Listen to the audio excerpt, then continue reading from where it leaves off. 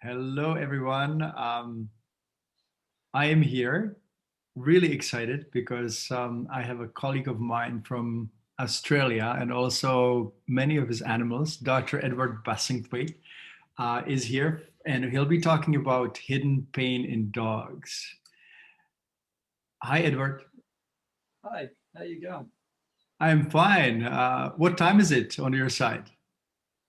Oh, it's 8 o'clock in the morning, so it's a little bit earlier start than usual for me, but it's nice to be up. It's sort of been a bit stormy, and if we might get some thunder and lightning if we're lucky, a little bit later in the call.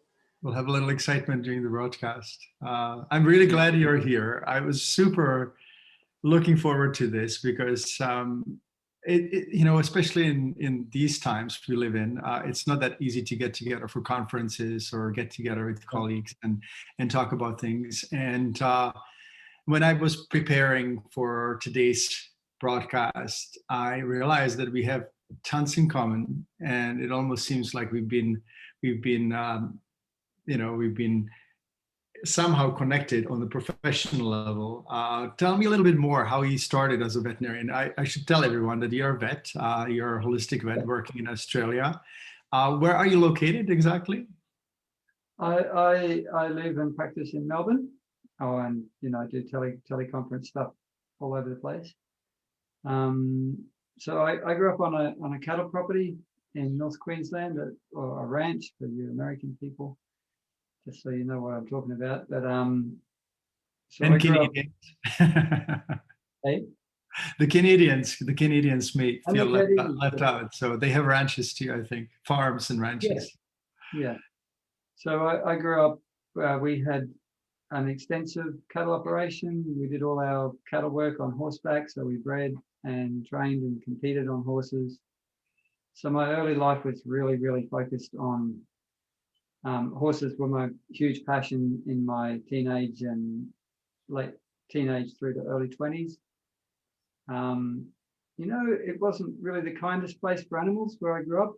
It was pretty brutal in terms of the methods that we used for training and breaking horses and that sort of thing. Um, and I suppose where I really started journeying towards the more holistic side of things was I came across natural horsemanship and a fellow called Monty Roberts from the States. And his book, The Man Who Listens to Horses, really profoundly touched my life and started to show me that there's a better way to work with animals rather than using fear and pain to make them do stuff. That's really cool because I find it this is the first synchronicity because I started with horses in early teens, and I basically stopped riding when I was probably 25 before I came to Canada. And the same thing happened to me. I actually, my dad was a veterinarian, and I used to go to the farms and I saw how animals were treated, and then I saw how horses were treated, and that's why I went to vet school because I wanted to make a difference. But also going to holistic medicine was a result of seeing that Western medicine doesn't always work, and if it does work, then it causes many other problems and side effects, right? So it's really cool to actually find you on the other side of the planet, knowing that you're kind of you've lived very similar early kind of Yeah, teen or the early stages of your life and how it guided you. So um, you started working with mixed animals, right? And then what happened after that? yeah. Well, and I actually went into veterinary science because I thought it would be a good degree to take home and manage the farm with, because I was the eldest son and I would have been fifth or sixth generation on that farm if we'd stayed there. But life took a bit different path. Yeah, I had a job in mixed practice in Western Australia to start with, and it was an awful job. I had terrible, terrible employers. Um, I'm not going to go into all that, but it was diabolical. It makes Uh, us question, right, that whether this whole farming is really necessary, and whether it could be scaled down and eventually many animals would suffer less. That's how I feel. yeah, I think industrial farming is a big problem. Um, and you can get into the whole thing about how much carbon all that sort of stuff is tangled up in it.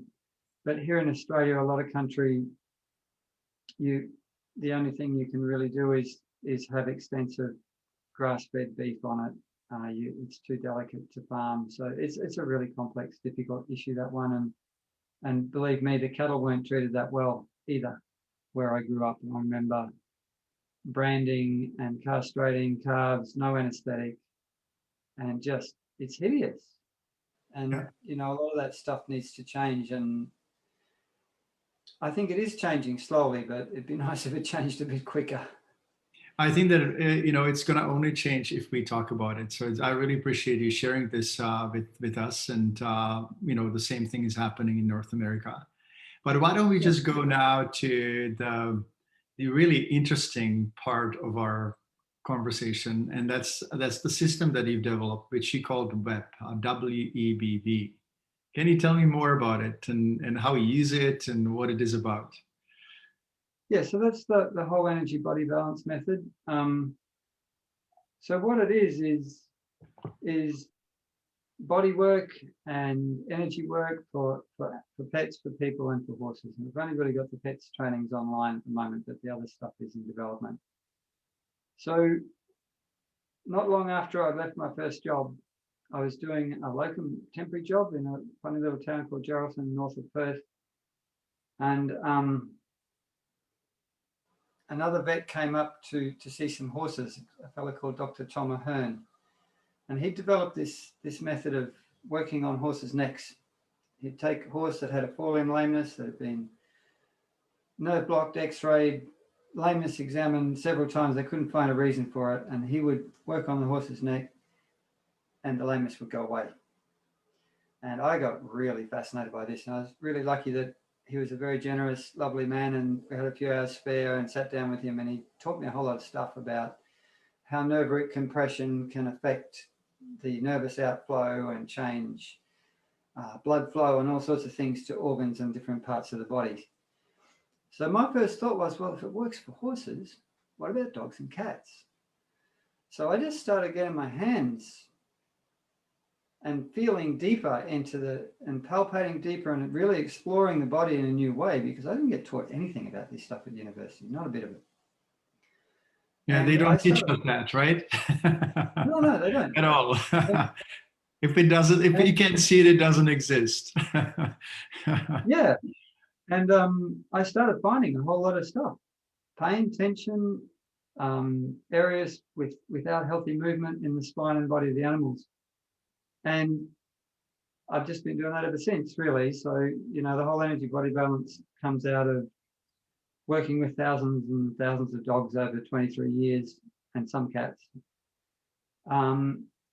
So the method is just the distillation of what works, what the animals have taught me, basically. I definitely concur about the neck, the importance of the neck in well-being, and how, when the neck is healthy, everything corrects. I had my own experience by being in car accidents and so on. And until I actually found someone who can very gently adjust, not really jerk around, but very gently position the upper cervical vertebrae. I had really bad neck pain and shoulder pain and back pain. And then I had this amazing chiropractor who actually doesn't manipulate, but positioned me, measured my angles, and positioned me on a very special kind of bed. And I got up and I was thinking, like, the whole world opened up. It was so crazy. And obviously we talk a lot about the effect of collars on dogs and how damaging it is, and choke chains and prong collars. So I fully agree with you. And also the energy flow and how important it is for us to feel the body, and how it relates to not only the extremities and muscles, but the organs and the whole well-being, right? Like that's the really beautiful part. So tell me more about that. How have you been using it? And we've been planning to talk about hidden pain in dogs, and I know that there are still many people worry about their dogs and cats and other animals. They worry that they wouldn't recognize whether they're in discomfort or not. Sometimes they don't notice because they get busy, or they don't know what to look for. So if the topic of hidden pain should be in the forefront today, where would you start, and what have you noticed is happening in with the animals? Well, what I've learned over the years is that about 70% of the dogs that come to me have significant neurofacial neck and back pain, neurofacial or neck and back pain. And neurofacial pain is the main cause of silent pain or hidden pain that I find.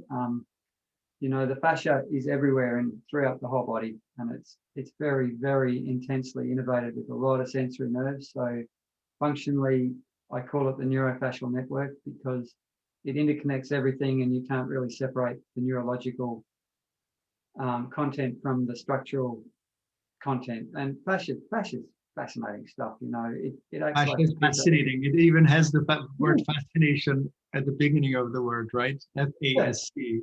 But just to explain everyone what fascia is on the anatomical structure, is the layer that covers the muscles and basically conducts from my perspective, opinion, and energy, right?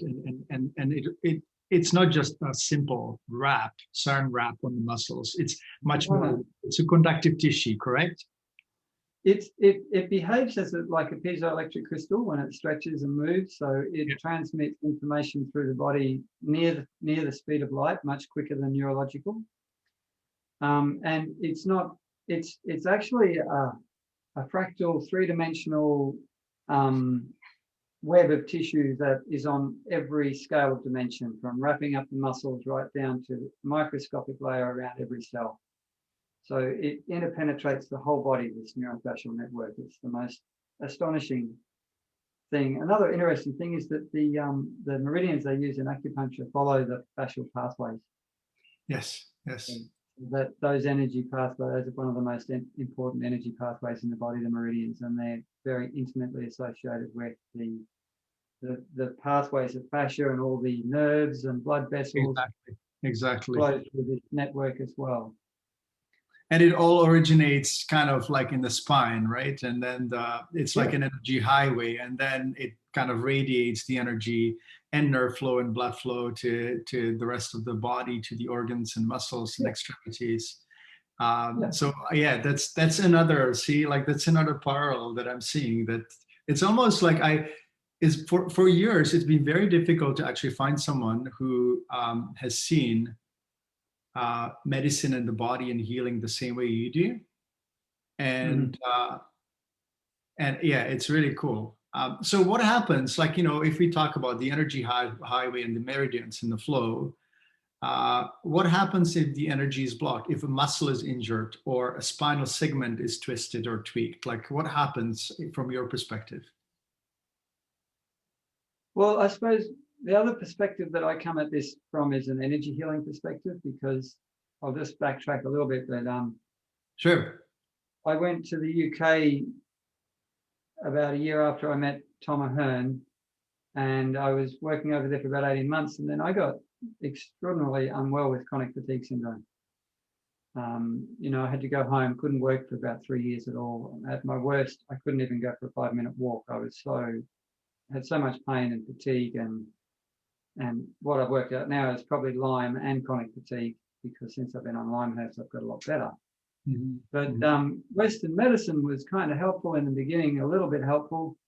And then Western medicine sort of threw its hands up and said, you've got a syndrome, which means we don't know what the hell's going on, and you're on your own. See ya.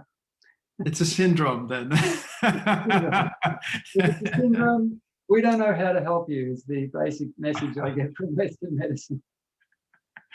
So I explored energy healing and found that when I had energy healing, that I'm just going to stop my cat sitting on the control device over here.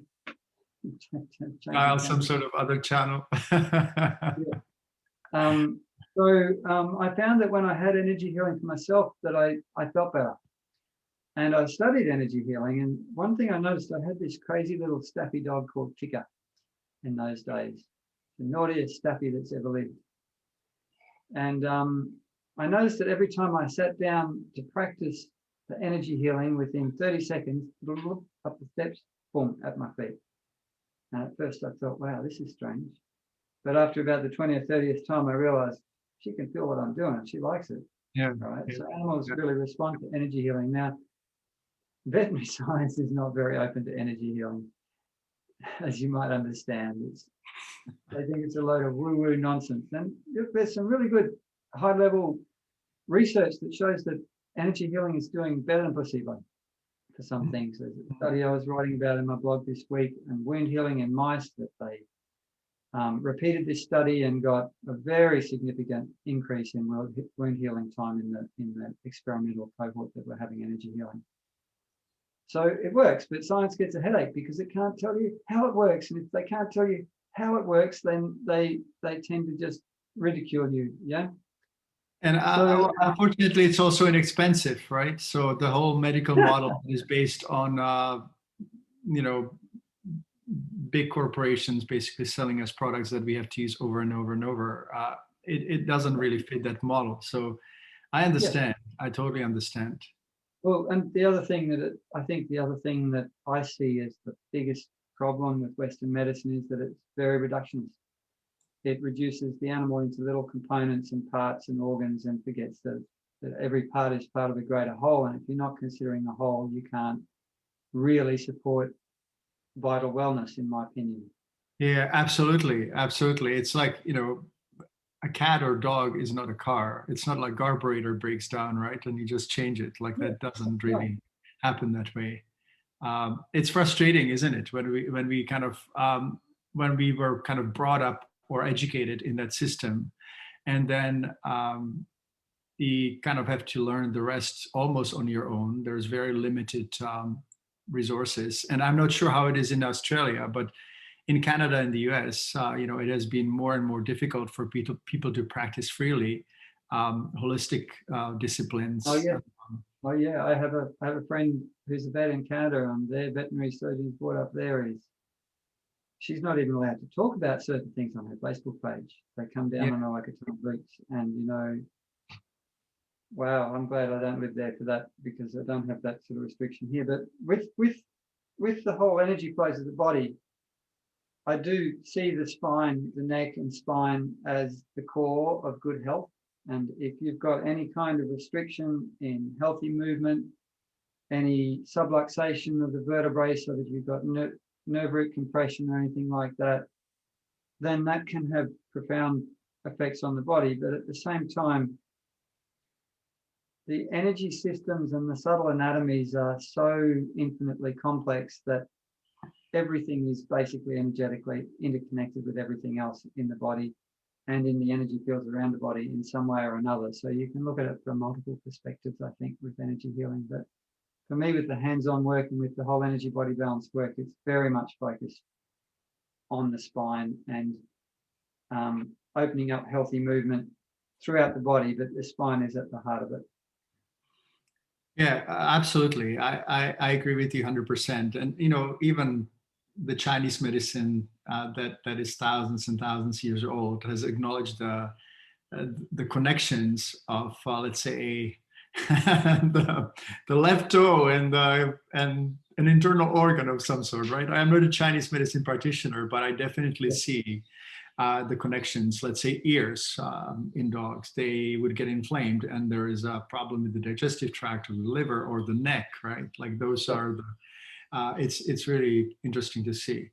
So going back to hidden pain, we kind of know that, at least I know that many of our community members are worried about their middle-aged to senior dogs being in pain and discomfort. And, you know, it's so hard to see our older dogs going through the difficulties and seeing what we see in people, just the gradual weakening. And with the weakness, there's inflammation of joint and muscles, and then just kind of a decline.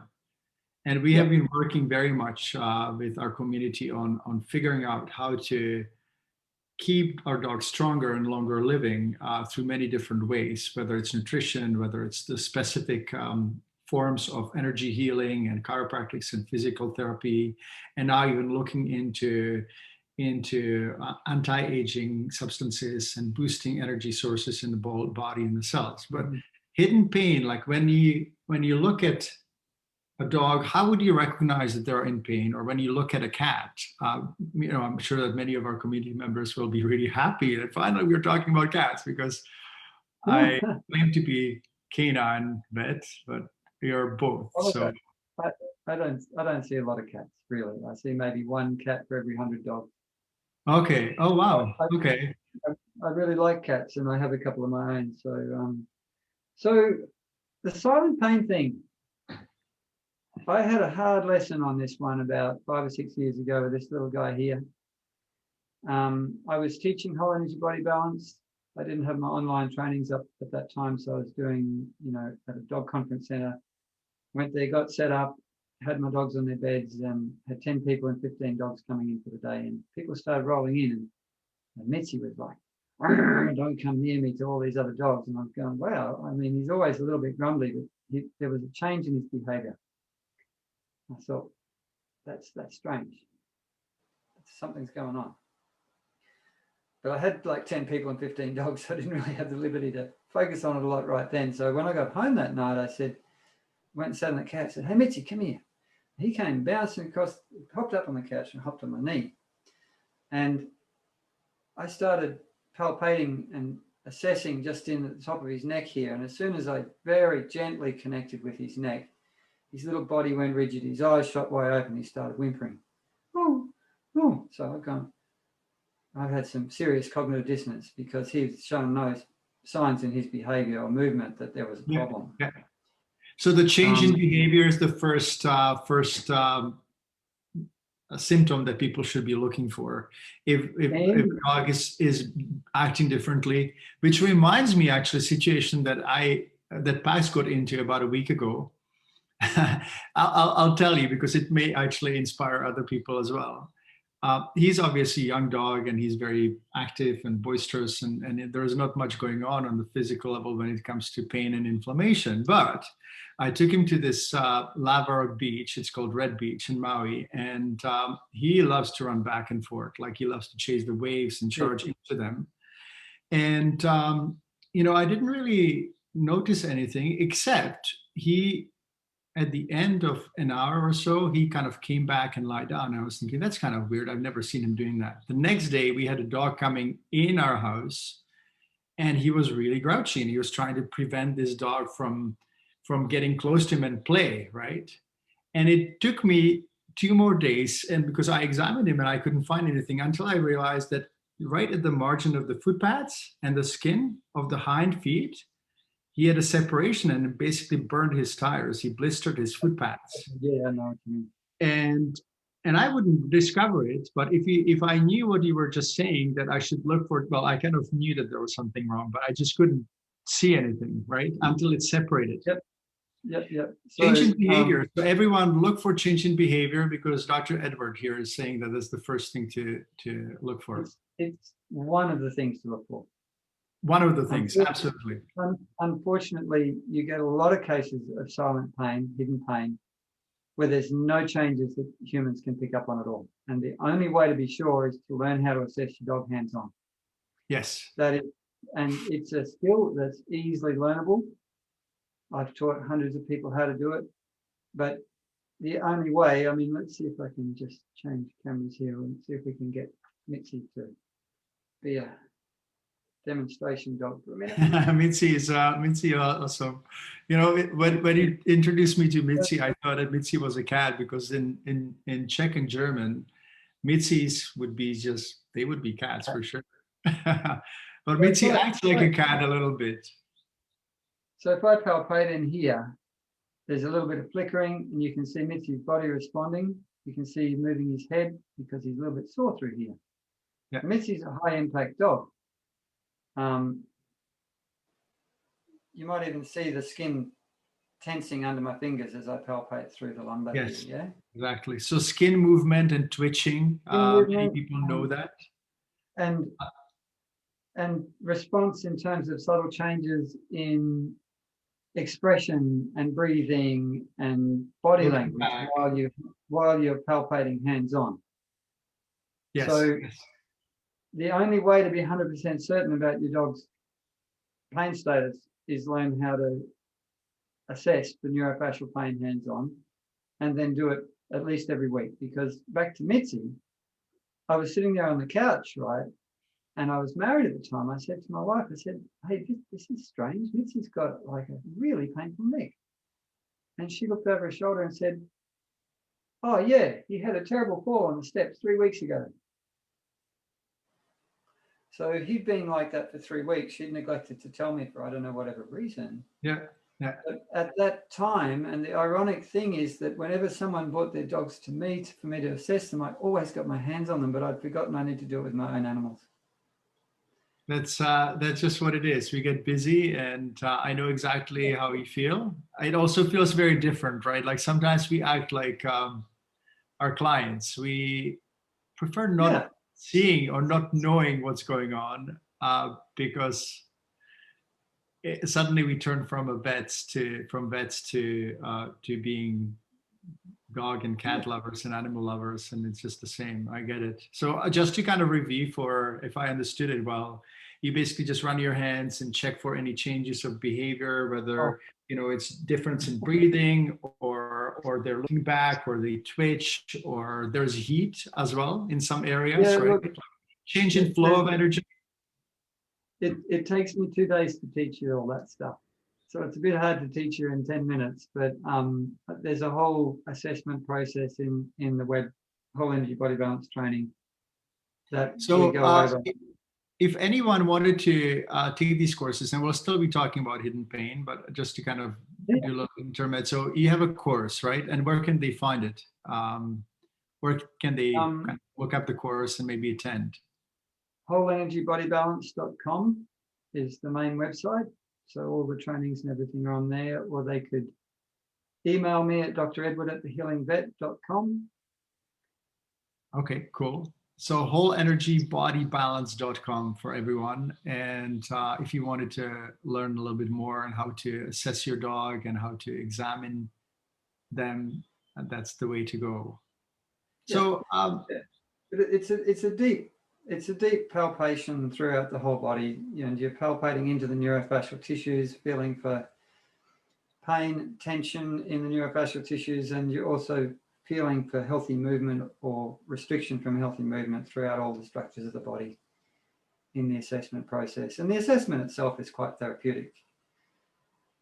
Beside the changes in sensitivity or maybe even density of the fascia and the muscle, are there any other symptoms that people can observe, on the outside or when they feel? Like, is there anything else? Just let me see if I can pull up something for you.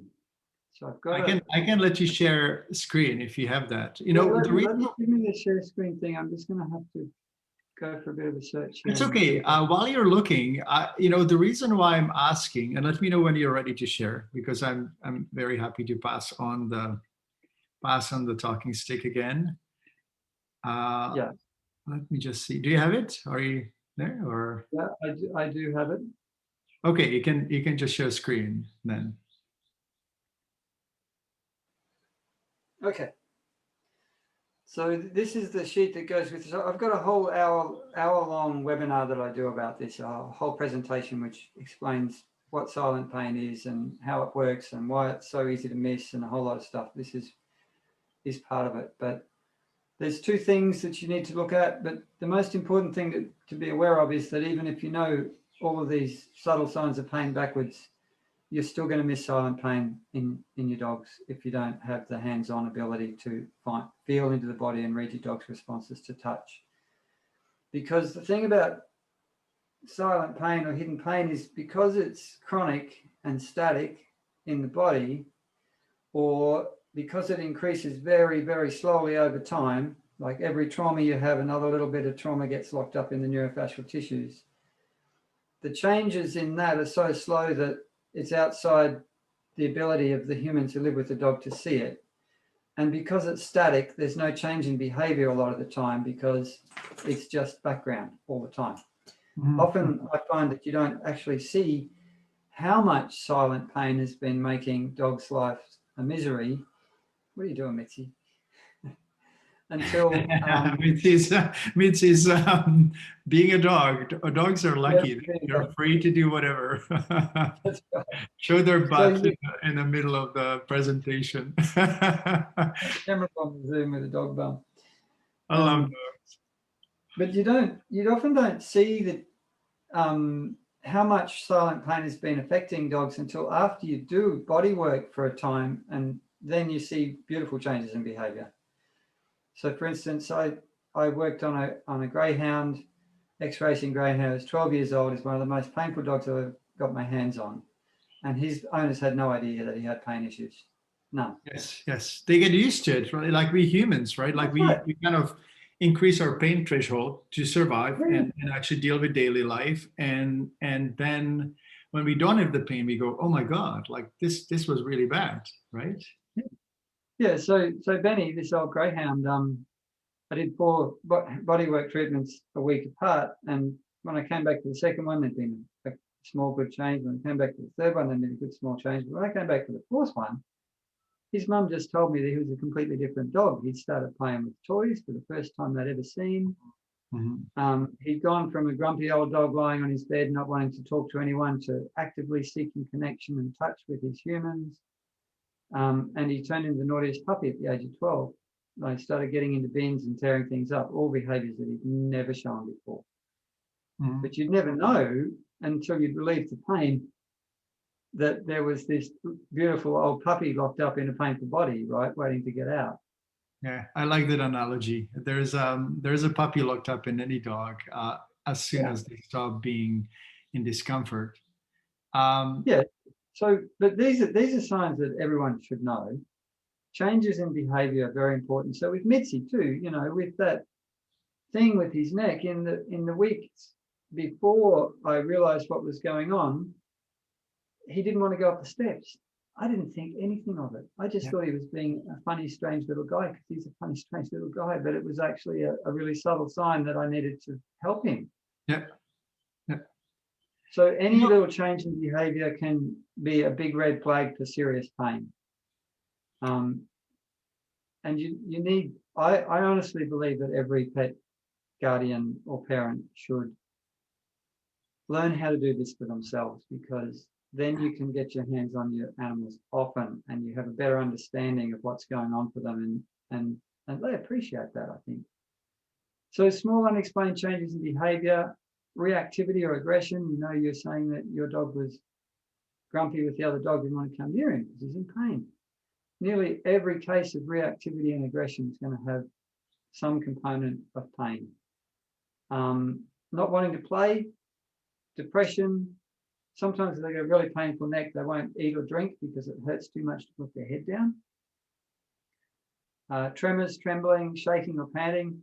And this one is a really, really big one. If your dog doesn't want to jump on the bed or the couch, I can tell you it's not wanting, because every dog in the world wants to be on the bed or the couch, right? That's a good one. I like it. And I'm sure that many dog lovers that are listening and watching would agree. Like that's usually one of the very obvious signs that our dogs are aging, right? And I find it very frustrating sometimes that people don't understand, or some people do and some people don't understand that there is a very fine balance between doing too much exercise that leads to injuries and then weakness, and too little exercise which leads to weakness and then injuries. And I just had a really interesting experience again from my own life where my lower lumbar was a little sensitive, and I just finished like 365 days of yoga, an hour a day, and I kind of made it as a commitment. But I ended up actually sore after a whole year of doing yoga. And I discovered and realized that I actually was weak in some areas. And I started doing some other forms of exercise in Pilates and other forms of exercise. And suddenly my back pain went away. So this is something that we need to, like, how do you deal with some people doing too much and taking a ball and their dog in the park and just kind of going crazy? And then the other people say, well, my dog is old. Or even some of our colleagues say, well, your dog has arthritis or inflammation of joints. You shouldn't do too much, right? Like, I think that that's just wrong. What do you think about it?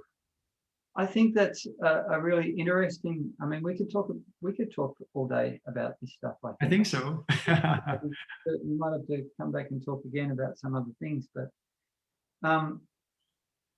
there's another thing that you really need to understand about hidden pain is that when arousal level goes up, pain tolerance goes up, right? So then you can get dogs that have got really significant neurofacial pain, and they see their ball, bang, super excited, wow, don't feel pain, we'll play for hours and do more harm. And we're monkeys, right? We love to have an excited, high arousal dog.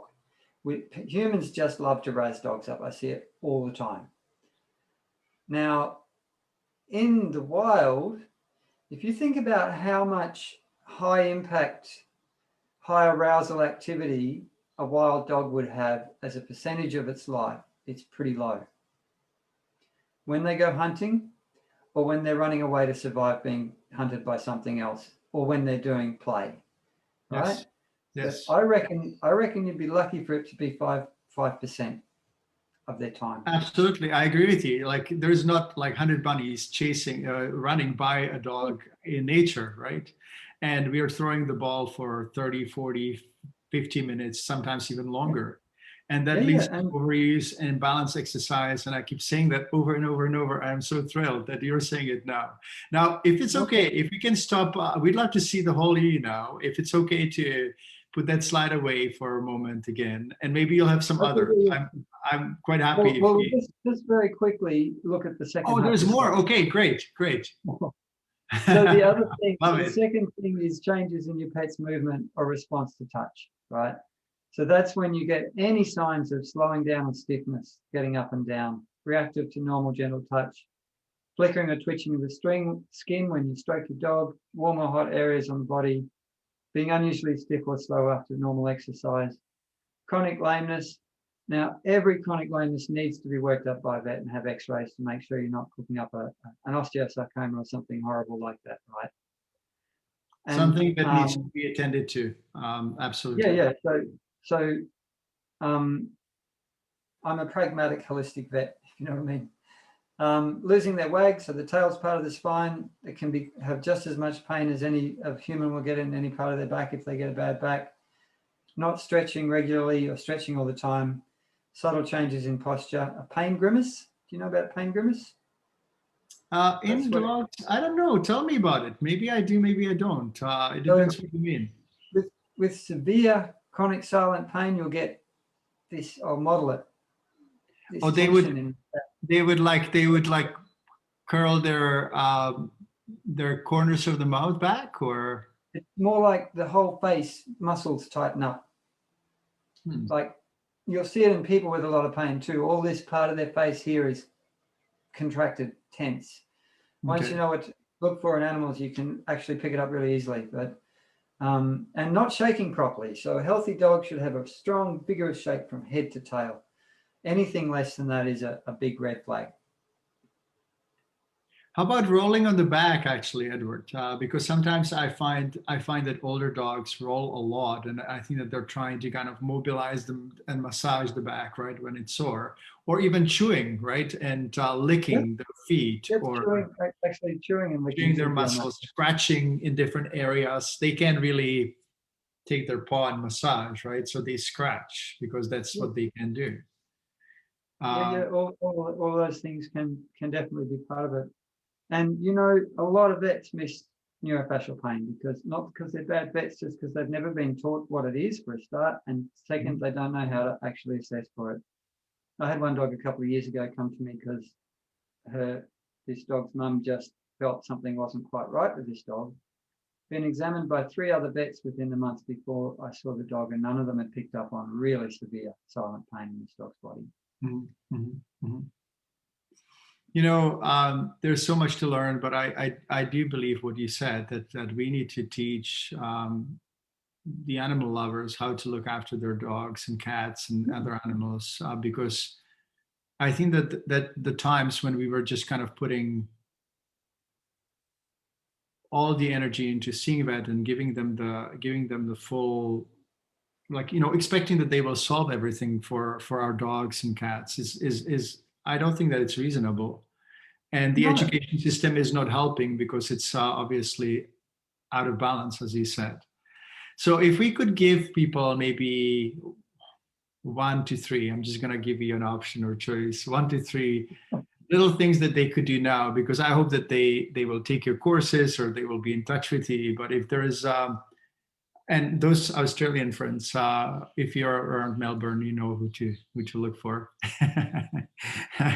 But I also know that there's a danger of getting too busy. So the more materials you have online and you can share with us, that would be great. yeah. Well, I have regular webinars too, so and I can email your staff all this sometime today, so that people can come and join. I have two free webinars that I do each 2 weeks apart. So 1 week on a Friday, which is next week. I have the whole webinar on a masterclass on silent pain. So I spend a whole hour going through a whole lot of stuff so that pet parents can actually really understand the problem and get a high level understanding of what's going on and why it is that there's literally hundreds of millions of dogs in the world right now with significant pain that the humans have no idea is there. Yeah. And that's a big problem. Um, the other thing, the other reason I think vets miss it is because their diagnostic machines can't see it, right? X-rays, CTs, MRI, ultrasound scans cannot see neurofascial pain. The only way to see it is to palpate, feel for it, and read the animal's responses to what you're doing in terms of that. There may be another way that I've been just kind of eyeing or exploring or looking at, determining what the level of inflammation is by thermal photography. I have this thermal camera at home, and my plan is actually I'm planning some studies down the road, especially in mobility and aging. And it really fascinates me because I was just playing with it a few months back, and I discovered that when I actually take a thermal photograph of a dog, and let's say front legs, if there's an inflammation in one, or I took the photograph and then I examined the dog, and it actually correlated, the temperature of the tissue correlated and the skin correlated with the inflammation, right? So it's another way to look at, maybe people can maybe vets could actually get thermal cameras and just kind of do these scans as well. And, there's so much to explore. I think that's a great idea, but these things are free, They are, absolutely. Not only are they free, it's just such a beautiful way to connect with your animal. To be assessing and melting pain and tension and trauma out of their bodies with intentional loving touch. Absolutely. So, and I think absolutely the cameras are great, but they're super expensive too, right? They're not cheap. They're a fairly expensive device. And a lot of vets aren't even going to go there with that because they're like, they're so hidebound they wouldn't even consider that, a lot of vets. I've had a few articles on anti-inflammatory drugs and pain control, and I can't resist the question, what do you think of them? What are your experiences with them? If you've used them at all or not? And I know that many of our community members have been recommended that their dog should be on NSAIDs, non-steroidal anti-inflammatory drugs, and other pain control. What do you think of those? What is your opinion? I think there's a place for them. I think now, just before Christmas, my back went out, my lower back. I had a bulging disc and I could not even put my socks on. And I got to tell you, some aspirin was a very good thing when I was really, really acute with a lot of pain. So I try to avoid them as much as possible for myself and for animals. I mean, CBD, turmeric, green lip mussel extract, other herbal anti-inflammatories. Hey? Omega-3s as well. Omega-3s, yeah. So I tend to use green lip mussel extract as my main sort of thing for that omega-3 pain relief for arthritis, stuff like that, anti-inflammatory. Diet, of course, getting off all processed foods and onto a fresh whole foods diet, either raw or home cooked. I prefer raw, but home cooked is better for some dogs than others. But I do think that these medicines have a place, especially at end of life for palliation, when you get to the point where nothing else is working, you've got a dog in a heap of pain. And I tend to forget about side effects at that point, and just look at quality of life is my main driver in what I'll use. So, I saw a really old dog yesterday. He's fading, he's a big boxer type dog. He'd been an assistance dog for his mum in a wheelchair. So he towed her around for years, helped her. He's had a very physical life, and he's on gabapentin and meloxicam and CBD, and he's still struggling. Yeah. So for a dog like that, end of life, probably only months left, I would feel that there's a place for NSAIDs at that sort of point of life. I mean, it might hasten his demise a little bit, but at least he's not going to be in screaming agony the whole way through it. Yeah, go ahead. No, sorry. It's now we're getting into a really interesting conversation about NSAIDs, and sorry to interrupt you. Go ahead. I'll see what I want to see later. Look, it's a really difficult thing, but my philosophy is that it's a last resort, and really, I would use them if you've had a really serious injury in the initial stages. I mean, broken bones, post-surgery, stuff like that. I think they have their place, and I'm aware of the harm that they can do. And you've got to sometimes. I'm a very pragmatic, holistic vet, because I honestly believe that I can't call myself a holistic vet if I'm not willing to consider all the options that are available for animals, and that includes some that can have potential impacts on the body. Yeah, and like I said, I mean, I don't use much of them, and I only use them in constrained circumstances where I feel like the benefits for quality of life are going to outweigh the potential harm. Yeah, I have seen the really bad side of NSAIDs in practice, where I would have a healthy dog going for dental procedure, and then blood tests were absolutely perfect, and then it would come back with prescription of NSAIDs from the specialist, and also kidney disease that came along suddenly, right? Coincidentally. Yeah, absolutely. And so I've been really working on and looking at combining the natural ingredients, as you said, Purna muscle, green muscle, great mobility ingredient. Omega-3 scientifically are proven to be as effective as NSAIDs, especially in the higher doses. So when Pax went through surgery, I would put him on triple doses of the omegas, and I would see huge improvement, better improvement than with some of the pain control. I didn't know about the high dose. It's actually really cool to see, and there's some really neat research studies on that. Turmeric, amazing. There's some really concentrated extract of turmeric in Canada and the US called Zyflament, and I used to use Zyflament and still use Zyflament for instead of NSAIDs, because it doesn't seem to cause the side effects. I'm not sure whether you have it in Australia. And then strengthening, right, and making sure that that even older dogs go to underwater treadmill and massage and physical therapy. And for Sky, who was 15, I was using these balancing cushions for him and just kind of making sure that their core doesn't get weak. So I agree with you that sometimes there is nothing left, and that you have to palliate these animals. But everyone should, and I can see that you agree, everyone should really tread carefully around these drugs, because they're not really a solution. They're just like a Band-Aid that will kind of help a dog in an end stage of life, correct? I agree with that. And, wouldn't it be awesome if we could get some really serious research into comparing NSAIDs with high dose omegas plus CBD plus turmeric as a combination, for instance, to see if that does give good enough pain relief after surgery to not be giving NSAIDs. Because NSAIDs, I know for myself, I'll only take aspirin.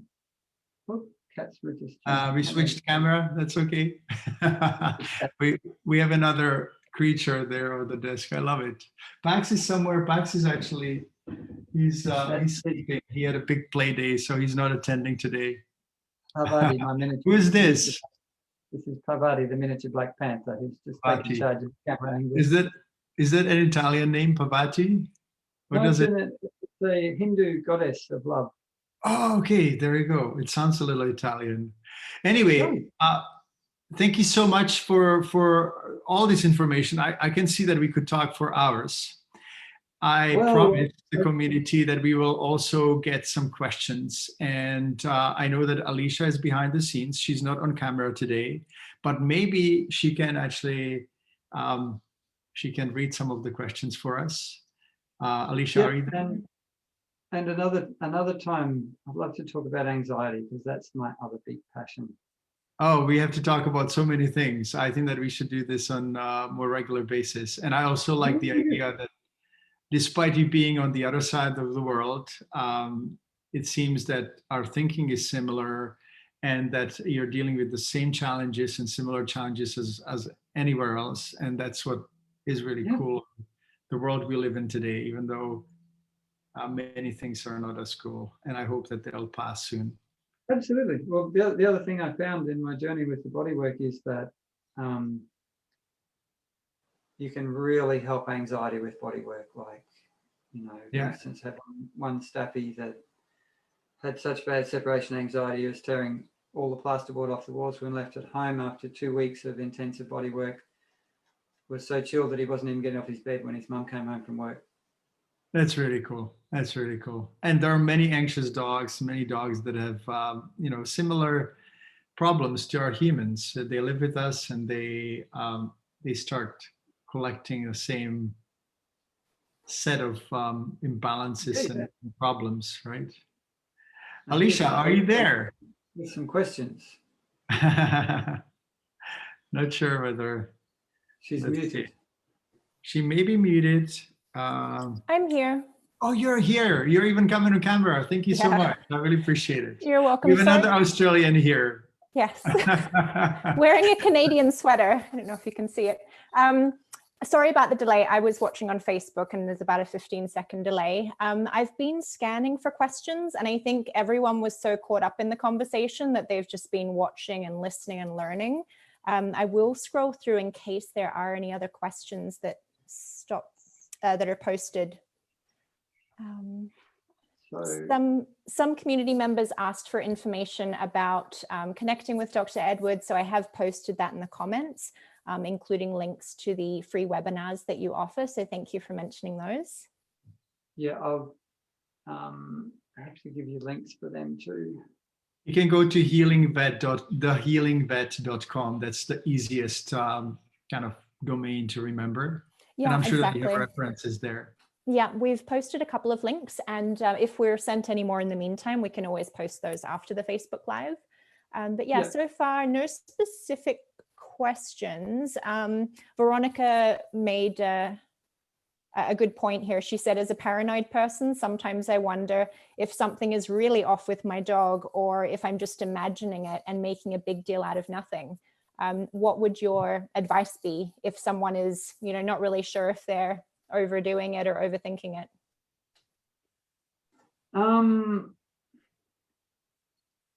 That's a good question. I really think that if you feel like there's something going on with your dog, you're going to be right more often than the vet. And, you know, I always think of Percy, that little dog that I saw that had really severe neurofascial pain because he had a ball addiction, and his mum and dad thought that throwing the ball all day for him was actually a really good thing to do. Again, that thing, that high impact play thing. So trust your instincts with your animals and then investigate, because, you know, there's a cost to the animal if you're wrong, but there isn't if you're right. Like, I'm mixing myself up here, but no, this makes total sense, Edward. I think that you make complete sense, because it's always to be safer than sorry. And I kind of I agree with you that most of the time our intuition is right. There are few situations where we can base, where our fears are based in our past experience, right? So if I know that, let's say, Sky had a lumbar injury, I will worry about that more. Or if a person has had, let's say, sore foot, they will be more concerned about their dog's feet. Or, like I see that sometimes people worry about what they know very well as well, meaning that, if I have a client who's really concerned about constipation, I kind of know that I have to check the dog for constipation, but I may know deep in my mind that the client may have experience with that particular problem, right? Sometimes it is funny, sometimes it's not, but most of the time I would say, I agree. People have a very good intuition, and we have to be very kind of explorative about the rest of the unreasonable fear, because there's also that connection of our mind and the fears that we have even from the past or our life experiences. There's something that energetically may generate that state in the dog, right? It's like an energetic connection that if we worry about, people who worry about cancer are more likely to get cancer. People who worry about liver disease are more likely to get liver disease, and also have dogs with liver disease. So there's again, it's another topic for a whole. We could talk. Right? We could talk for 3 hours on that alone, without even thinking about it. I think, and I see so many animals that there is a similar health issue in at least one other person in the house, nearly always. Yeah, I agree. And hypothyroid dogs and hypothyroid people, and diabetic dogs and cats, and diabetic people, and people with lumbar pain. Like weirdly enough, when my chiropractor examines, Sky was older, he died when he was 16, but we had always the same area of discomfort. Like it was just unbelievable. And so, I always say that our dogs are like little satellites, like, the moon is affected by Earth. Our dogs are like the moons of our being and existence, and they get affected by the tides, right? That is a really beautiful metaphor. I've never heard that one. I might steal it. You steal it. Go ahead. We have, if I can ask a couple of questions now that the community has posted a couple. We do have two interesting ones about the tail. Dr. Edwards, you mentioned that, the tail is part of the spine, and how would one palpate down the spine to include the tail if they're doing a check with their dog? Well, you can just, get a gentle pressure and slide along and wiggle a bit. And Parvati's got a sore tail. She just went, wow, I don't like that. So I know Parvati's got a sore tail. She's had tail issues for a long time. And cats, by the way, are better at hiding pain than dogs. Oh, absolutely, because that's an evolutionary kind of requirement. If they show that they're weak, they would fall. Well, that's true. More likely to be attacked, right? And so on. And that's true for all animals. And that's one of the big reasons why all animals hide pain from humans, because it's a survival instinct. It's one of the deepest survival instincts of all. Doesn't matter if it's a dog, cat, ferret, bunny, horse, goat, all of them. Mm-hmm. That may be because we are animals too. That may be why so many people hide their pain, whether it's physical or emotional, right? Like we kind of have been conditioned, and maybe it's evolutionary, that showing pain and weakness is actually not good. So we should be kind to ourselves and not only talk about it, but also know that there's an evolutionary reason why we behave that way, and that we no longer need to behave that way, and there's help, right? Like Guy, Ed, and other colleagues, and we all try to do our best. And I'm so glad that we got together. I think that let's propose that we'll try to come back again sometime soon. Yeah, that'd be awesome. I mean, I can more conversation. I can think of we could talk about, I don't know, 100 different things, I reckon. I think that there could be probably 1,000. I have no doubt. And if as soon as we start talking, we're going to be kind of comparing our notes and talking about different aspects of the same problem. It's also really cool for people to see that while there's a commonality, there may be slight differences in how we see things, or we just kind of, you inspire me with how you see things, and I may have a few little bits that may be new to you, and it's just like that's how it should be. And I hope that we're heading to an era where medicine is going to be more of a conversation and not necessarily black and white science where something is wrong or right? And as you said, you're just kind of combining all the methods and everything that you've learned. And I've been doing that the same. And I think that ultimately, if we don't lose the sight of the animals that matter the most, then it has to go well and better. So thank you so much for your time. Thanks for having me on. It's been an absolute pleasure, and I've learned a lot talking with you, and I hope we can get back together soon. That'd be great. We will. We'll talk, and I'll give you a call, and we'll make an arrangement for another session. Okay? Yeah, and I'd love to have you come and talk on my Facebook page too. Well, we'll talk about it later. And everyone, if you need Dr. Ed's website, again, it's thehealingvet.com. Have a wonderful day, and thank you, Alicia, for being here as well. And thanks to all your creatures, Ed. They've been a lovely addition. I have to talk to Pax. He's been slacking off. Typical teenager. Okay. Take care. Bye-bye. See you later. Bye.